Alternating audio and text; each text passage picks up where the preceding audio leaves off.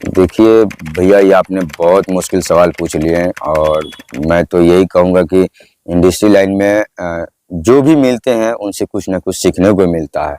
ऐसा कोई एक व्यक्ति तो होगा जो आपके लिए कुछ ज्यादा ही प्रेरणा किया हो, आपको कुछ हाँ, ज्यादा उत्सुकता दिया हो। हाँ है हमारे गुरु तुल्य हैं सुनील सारंग जी करके।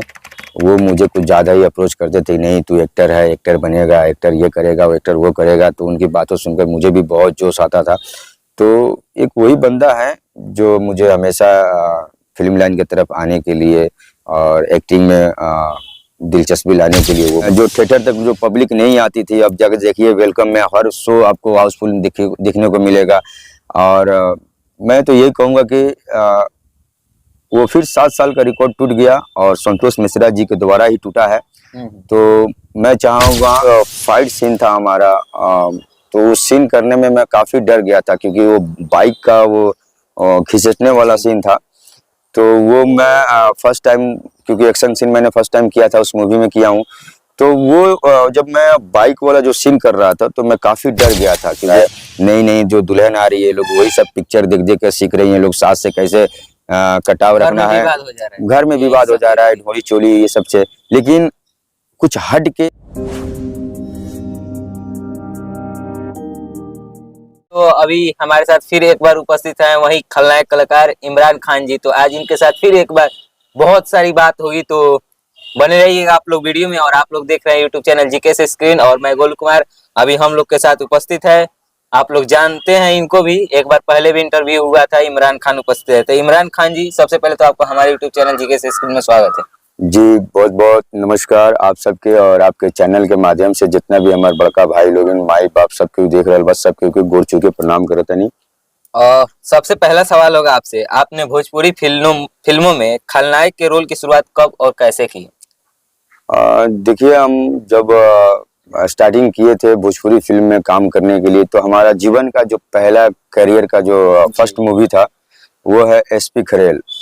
और उस मूवी में भी मैं एक विलन के किरदार में हूँ, और साउथ मतलब जो मद्रासी जो होता है उसके फुल गेटअप में, और उसमें मैंने वो एसपी खरेल का काम किया था और उसको काफी लोगों ने पसंद भी किया था। और भोजपुरी फिल्मों में विलन का भूमिका निभाने का आपका अनुभव कैसा रहा? कोई विशेष चुनौती मिली हो? देखिए, चुनौती तो बहुत सारी मिली है, और विशेष करने का भाई खलनायकी का तो मुझे सबसे अच्छा इंटरेस्ट इसी चीज में लगा। और चैलेंजिंग जो रोल होता है वो बहुत हमको अच्छा लगता है करने में, क्योंकि जब तक चैलेंज कोई चीज़ अगर काम उसको नहीं करते हैं तब तक मज़ा नहीं आता है। तो मुझे जितना भी भारी से भारी मुश्किल रोल हो, डायलॉग हो, उसको करने में मुझे बहुत मज़ा आता है। और जो आप विलन का किरदार करते हैं, ये आपको क्या पसंद आती है या आप कुछ अलग करना चाहते हैं? देखिए, हर कलाकार चाहता है कि मैं कुछ अलग करूं, सबसे हटके करूं, और क्योंकि सबसे हटकर करेगा तभी वो मार्केट में दिखेगा। तो मेरा भी ख्वाहिश यही है कि मैं सबसे हटके करूं, और जो मुझे इंटरेस्ट होता है, जो मतलब मुझे जो पसंद है, तो वो निगेटिव कैरेक्टर मुझे बहुत पसंद आता है। तो मैं ज़्यादा करके भैया मैं निगेटिव ही करता हूँ।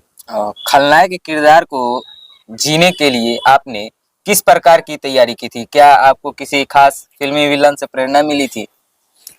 देखिए, बात तो सही है कि प्रेरणा तो मिली है मुझे, लेकिन मैं जो मेरे जो जिनको मैं आदर मानता हूँ वो किरण कुमार जी हैं, क्योंकि उनकी जो एक्टिंग, डायलॉग डिलीवरी जो स्केल है वो बहुत हाई लेवल की है। तो जब मैं स्टार्टिंग किया था तो मैं किरण कुमार का ज़्यादा करके कॉपी बहुत ज़्यादा करता था। तो हाँ, उनको देखकर क्योंकि एक खलनायक के भूमिका में बहुत मज़ा आता है।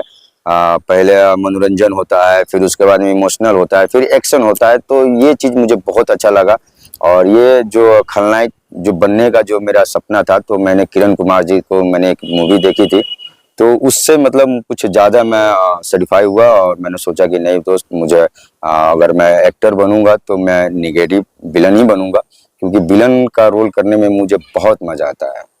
क्या लगता है आपको कि आजकल खलनायक के किरदार पहले की तुलना में ज्यादा मजबूत और जटिल हो रहे हैं? इसके बारे में देखिए, इस पे तो मैं ज़्यादा कुछ नहीं कहना चाहूँगा, क्योंकि जो पहले के जो खलनायक थे जो कर गए हैं, वो शायद अब के जो नए एक्टर जो खलनायक आ रहे हैं लोग शायद नहीं कर पाए, लेकिन जो नए आ रहे हैं इनका भी एक अलग ही लेवल है, इनका भी एक अलग ही सिद्धांत जो होता है, काम करने का तरीका, डायलॉग डिलीवरी, ये भी एक नया यूनिक है। तो मेरे ख्याल से जितने भी खलनायक लोग हैं सब अपनी अपनी जगह पे अपने अपने टाइम में फिट हैं। ऐसा कभी खलनायकी की रोल करते समय डर या कोई असुविधा महसूस हुई हो? हाँ, एक बार एक सीन था भोजपुरी फिल्म पिता जिसके निर्देशक अमित कुमार सराफ जी हैं। जी। तो उनके मूवी में मैं एक फाइट सीन था हमारा, तो उस सीन करने में मैं काफ़ी डर गया था क्योंकि वो बाइक का वो खिसकने वाला सीन था। तो वो मैं फर्स्ट टाइम, क्योंकि एक्शन सीन मैंने फर्स्ट टाइम किया था उस मूवी में किया हूँ। तो वो जब मैं बाइक वाला जो सीन कर रहा था तो मैं काफ़ी डर गया था क्योंकि एक ठंडी का समय भी था और ठंडी भी लग रही थी और प्रेशर भी था डायरेक्टर, एक्शन डायरेक्टर का। पूरा स्लिप डाउन था। हाँ, पूरा स्लिप डाउन था। वो आपने एक पिक्चर देखी होंगी अरमान कोहली की जानी दुश्मन, जिसमें वो बाइक ऐसे घिसटता हुआ आता है, तो उसी प्रकार का उसमें भी कुछ एक्शन है मेरा। तो इस एक्शन को करने के लिए मैं काफ़ी डर गया था, लेकिन असुविधाएं महसूस हुई थी? बहुत बहुत बहुत हुई थी, लेकिन कहते हैं कि डर के आगे ही जीत है। तो मुझे अच्छा लगा और मैंने उसको किया। और चलिए अब इन सभी मुद्दों से हट के अब हम बात करेंगे आपके निजी जीवन और फिल्म इंडस्ट्री से कुछ और थोड़ा सा सवाल करेंगे। आपके परिवार और दोस्त का इस करियर में क्या सपोर्ट था? देखिए, जहाँ तक की बात रहा एक्टिंग लाइन में परिवार और दोस्त, तो परिवार मुझे बहुत सपोर्ट करते हैं, जितना होता है उतना करते हैं क्योंकि मैं कोई बड़े घर से बिलोंग नहीं करता हूँ, मैं एक नॉर्मल मिडिल क्लास घर से बिलोंग करता हूँ। तो जहाँ तक जितना होता है मेरे मम्मी पापा और मेरे जो दोस्त लोग हैं सपोर्ट करते हैं, जहाँ तक उन लोग को अच्छा लगता है, जहाँ तक वो लोग कर सकते हैं तो वो लोग करते हैं। और ज़्यादा करके मेरी मम्मी पापा का बहुत इसमें योगदान है और उनका आशीर्वाद दुआ है कि मैं अभी फ़िलहाल मार्केट में कर रहा हूँ काम, बैक टू बैक मेरी फिल्में आ रही हैं। और क्या आपको लगता है कि भोजपुरी सिनेमा में खलनायक की किरदार भूमिका अधिक महत्वपूर्ण हो गई हो? नहीं, फिल्म देखिए एक्चुअली क्या है कि जब फिल्म दो ही चीज़ों पर चलती है, एक हीरो पे या विलन पे। तो मुझे नहीं लगता है कि हीरो की खलनायक की महत्व खत्म हो गई है, नहीं, बल्कि ये तो कंटेंट के हिसाब से लोग अपना यूज करते हैं अपने आर्टिस्ट को। बाकी खलनायक ना रहे पिक्चर में तो मज़ा नहीं आता है। जी। और जैसे भी पिक्चर जब टर्निंग पॉइंट लेती है तो खलनायक की वजह से ही लेता है। तो ये जरूरी है, मुझे नहीं लगता है कि महत्व कम हो गया है, बल्कि विलन का भी आज भी महत्व है। लोग पिक्चर देखते हैं तो दो ही चीज़ों पर चलती है, या हीरो हो या विलन हो। और क्या कभी आपने खुद को किसी सकारात्मक किरदार में या हीरो के रोल में देखना चाहा है? देखिए, मौका मिलेगा तो कौन नहीं करना चाहेगा हीरो जी। का रोल। तो ख्वाहिश तो हमेशा रहती है और कोशिश भी रहती है कि कुछ अच्छा करे, हटके करे, लेकिन क्या करे कि खुदा भगवान ने जो शक्ल दिया है तो ये ज़्यादा करके विलन में ही फिट होता है। तो कोशिश है, सब कलाकार तो यही चाहता है कि मैं हीरो बनूं, मैं बड़ा आर्टिस्ट बनूं। तो मुझे भी एक ख्वाहिश थी, मैंने भी सोचा था, लेकिन अब समय के अभाव और जहाँ जहाँ मैं ऑडिशन देता हूँ तो कोई नहीं कहता कि तू हीरो लायक है। जितने भी मेरे डायरेक्टर प्रोड्यूसर लोग देखते हैं तो बोलते हैं कि नहीं, ये तो विलन नहीं है, विलन में ही इसको रखो। तो चाहत एक अधूरी रह गई है, बाकी देखते हैं, जैसे आगे समय लेकर चलेगा उसे काम किया जाएगा। आपको किस तरह के किरदार करने में ज्यादा खुशी और मजा मिलती है, नायक या खलनायक? देखिए, मुझे तो खलनायक ही पसंद है भैया, क्योंकि मैं या फिर कुछ और? नहीं नहीं, मैं वैसे तो कॉमेडी मैं कर ही लेता हूँ कहानी के हिसाब से। और जहाँ तक जो दिल को जो अच्छा लगता है, जो दिल को जो चाहत है, मैं विलन ही बनना चाहता हूँ और मैं विलन का ही कैरेक्टर करना चाहता हूँ। और क्योंकि मुझे ऐसा लगता है कि जो मैं फिट विलन में ही बैठता हूँ भैया। कि आपसे मैं कहना चाहूँगा कि मुझे मज़ा आता है जब डायरेक्टर से मैं सुनता हूँ कि नहीं आप विलन में हो, तो मैं एक गहरा सांस लेता हूँ और अपने आप पर मतलब विश्वास डबल हो जाता है कि चल भाई, मैं कुछ करने वाला हूँ और इस पिक्चर में मैं विलन बनकर दुनिया के सामने आऊँगा। तो मुझे विलन ही बहुत अच्छा लगता है भाई। आजकल की बात करें तो सोशल मीडिया पर आप कितना एक्टिव रहते हैं? सोशल मीडिया से कोई प्रभाव पड़ा हो आपके करियर पे? देखिए, सोशल मीडिया पे एक्टिव तो मैं एनी टाइम रहता हूँ। इंस्टाग्राम है, मेरा फेसबुक आईडी पेज है। और तो फेसबुक मैं बहुत कम चलाता हूँ और इंस्टा भी मैं बहुत कम चलाता हूँ। और बात रहा है कि अभी तक तो सोशल मीडिया से मुझे मतलब कुछ हुआ नहीं है। हाँ, लेकिन मैं जो भी कुछ करना रहता है या मतलब मेरी जो भी समस्या रहती है तो मैं सोशल उस मीडिया चीज से को आप दर्शाते हैं, बस मैं वो अपने फेसबुक बस के माध्यम से इसके लिए एक्टिव रहते हैं। बस इसीलिए मैं एक्टिव रहता हूँ। या कोई मेरी पिक्चर आने वाली है या कहीं मेरा प्रोग्राम होने वाला है या मेरी कोई भी जैसे कि ताजा खबर हो, अपने चाहने वालों को बस इतना बस दिखलाना दिखाते हैं, बस हो गया। जो मेरे फेसबुक पे उससे से ज्यादा जो नहीं। नहीं, मैं उतना ज्यादा शो नहीं करता हूँ क्योंकि शो करने के लिए मेरे पास कुछ है ही नहीं भाई।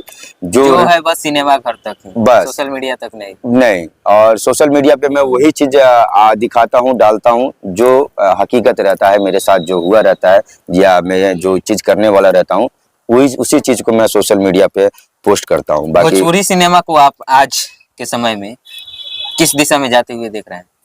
देखिए, भोजपुरी इंडस्ट्री की जो दिशा है वो बहुत आगे निकलते हुए जा रहा है। जी। और मैं जहाँ तक मुझे विश्वास है कि आने वाले समय में बॉलीवुड और साउथ का टक्कर भोजपुरी देगा।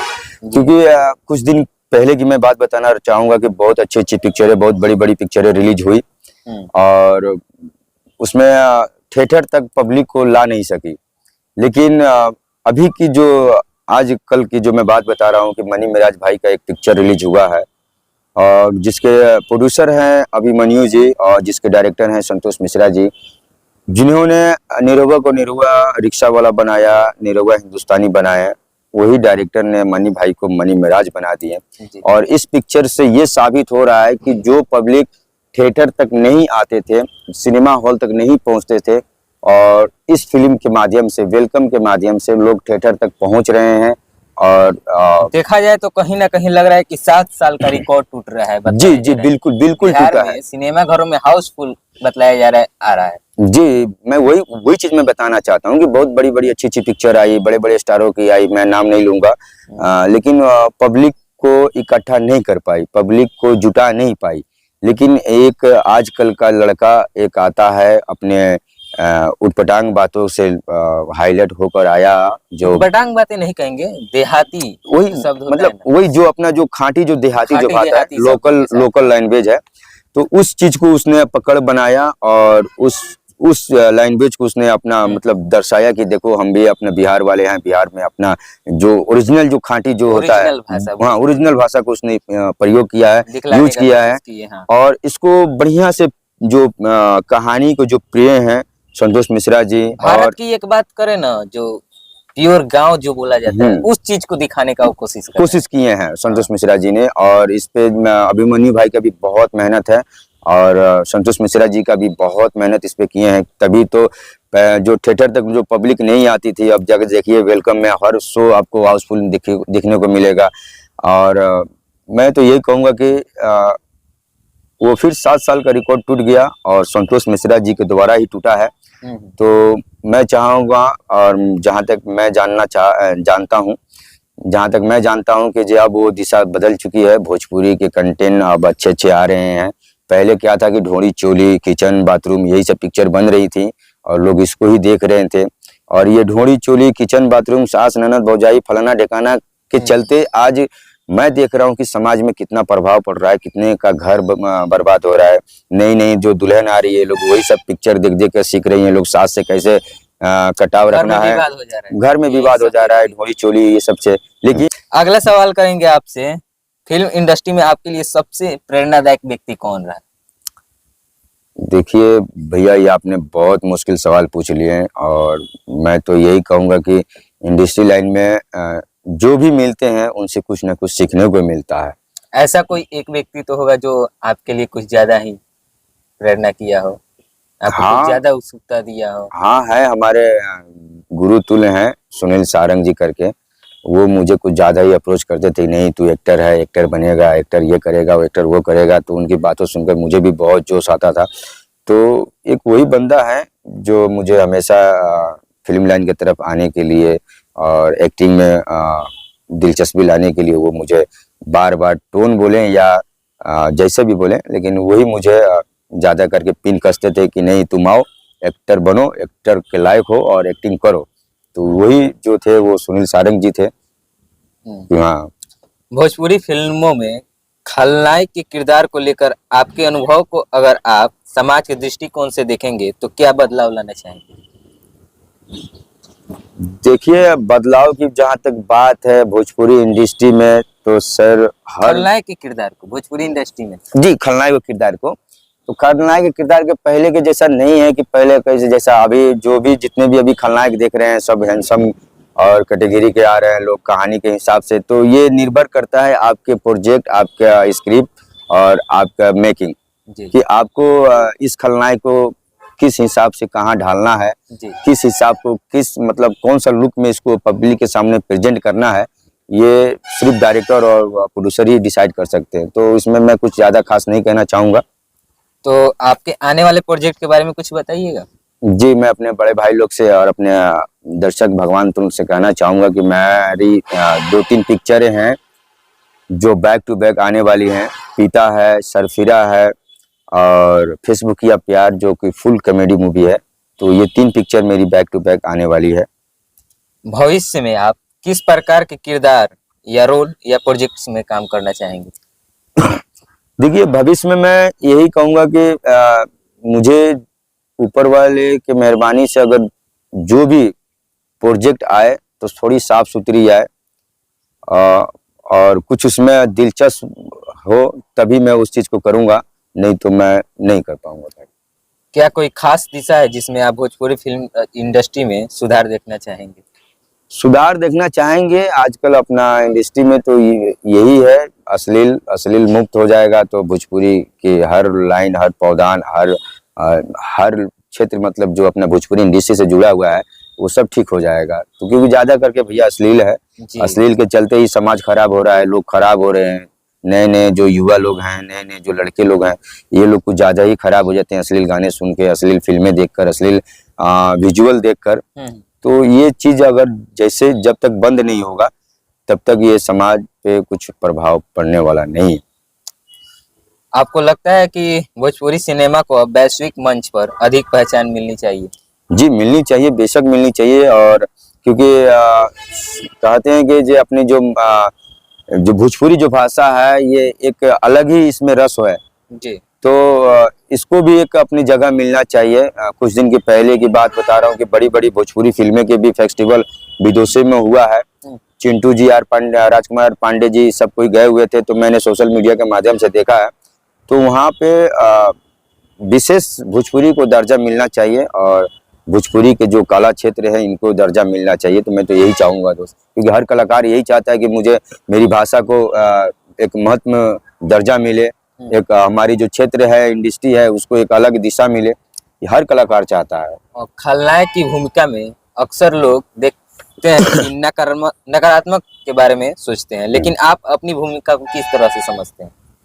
देखिए मैं तो यही भूमिका को समझता हूँ कि जो मुझे स्क्रिप्ट मिलता है वो मेरी जो मैं विलन का जो स्क्रिप्ट रहता है मैं उसी को जीवन समझ लेता हूँ और उसी को मैं सच्चे दिल से निभाना चाहता हूँ, ताकि पब्लिक को ये ना इंटरेक्ट लगे कि ये बनावटी है। ताकि मैं जो इसके बारे में नकारात्मक सोचते हैं, खलनायक है ऐसा करता है, वैसा करता है, गुंडा है, देखिए उसके बारे में क्या कहना है? देखिए उनके बारे में मैं ये नहीं कहना चाहूंगा कि सोच अपनी अपनी भैया, सोच बदलनी चाहिए। बस सोच बदलिए। बस ये सिर्फ सिनेमा घरों तक है, इंटरटेनमेंट करने तक। बस हम सिर्फ पर्दे पे खलनायक हैं, निगेटिव रोल करते हैं, बदमाशी करते हैं, लेकिन रियल लाइफ में हम ऐसा कुछ नहीं है। तो मैं यही कहूंगा कि हमारे जितने भी गलत सोचने वाले हैं व्यक्ति, आप अपना सोच बदलिए, इंडस्ट्री खुद बदल जाएगी। आपके लिए एक अच्छा खलनायक बनना क्या मतलब है? देखिए मैं तो यही चाहता हूँ कि जैसे बहुत सारे खलनायकों ने अपना मुकाम एक अलग ही बनाया है, तो मैं भी यही चाह रहा हूँ, मैं भी यही मेहनत कर रहा हूँ कि मैं भी कुछ अलग करूँ और मेरा भी एक अलग ही मुकाम हो। तो इसी के पीछे मैं दिन रात लगा हूँ भाई। और लास्ट सवाल करेंगे, किसी अच्छे अभिनेता की पहचान क्या होती है, खासकर जब वह खलनायक के रूप में काम करता हो? देखिए तो पर्दे पे वो खलनायक रहता है, लेकिन अब किसी अच्छे अगर इंसान की पहचान है तो उसकी बात, व्यवहार, उसकी भाषा से ही आपको समझ में आ जाएगा कि ये मतलब कैसे हैं। हाँ, ये इंसान किस मिजाज का है। तो मिजाज अगर किसी का जानना हो तो आप चेहरे पे मत जाइए, उससे भाषा, उससे दो तुम बात करेंगे, उसको खुद आपको समझ में आ जाएगा कि ये किस लायक बंदा है। चलिए दोस्तों, अभी हम सभी के साथ जुड़े थे खलनायक इमरान खान जी, तो बहुत सारी बातें हुई इनके साथ। तो आप लोग इस वीडियो को देखिए और कुछ ज्यादा ही शेयर कीजिए। एक ऐसे इंसान जो अपनी चंपारण से लेकर आज मुंबई तक का सफर अकेले तय किए और कुछ अपने दोस्तों और परिवार के साथ से मिलकर इस सफर को सफल किए हैं।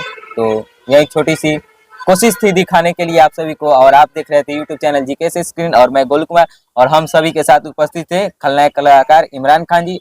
और फिर मिलते हैं किसी अगले अपडेट के साथ। तब तक के लिए आप लोगों ने इस वीडियो को देखा उसके लिए बहुत बहुत धन्यवाद, और इस वीडियो को देखे उसके लिए बहुत बहुत धन्यवाद। और फिर मिलते हैं अगले वीडियो में, तब तक के लिए बाय बाय।